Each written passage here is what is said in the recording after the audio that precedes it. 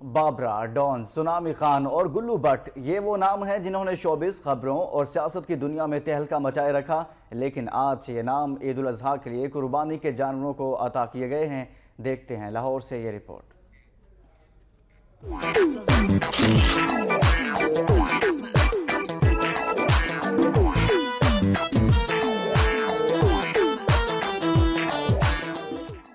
لاہور کے معروف ترین علاقے گوال منڈی کے رہائشی محمد علی کی یہ خوش نصیبی ہے کہ وہ ہر سال عید الاضحیٰ پر حضرت اسماعیل ذبیح اللہ کی یاد تازہ کرنے کے لیے جان سے پیارے پالتو دمبوں کو قربان کرتے ہیں۔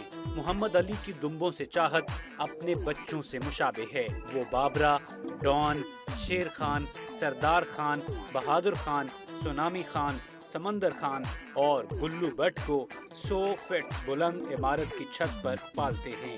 دمبوں کی خدمت اور رکھوالی کے لیے نہ صرف خدام مامور ہوتے ہیں بلکہ ایک ویٹرنری ڈاکٹر کی خدمات بھی حاصل کی جاتی ہیں۔ یہ دمبے سنت ابراہیم کے لیے رکھے ہوئے ہیں اور 3 آدمی کام کرنے کے لیے رکھے ہوئے ہیں اور ڈاکٹر بھی روزانہ آتا ہے۔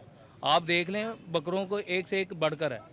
دمبوں کو عید قرباں قریب آتے ہی چھت سے اتارنے کے لیے لفٹ کا استعمال کیا جاتا ہے جسے صرف اسی مقصد کے لیے نصب کیا گیا ہے۔ دمبوں کو لفٹ کے ذریعے چھت سے اتارے جانے کے منظر سے بچے ہی نہیں بڑے بھی خوب محظوظ ہوتے ہیں۔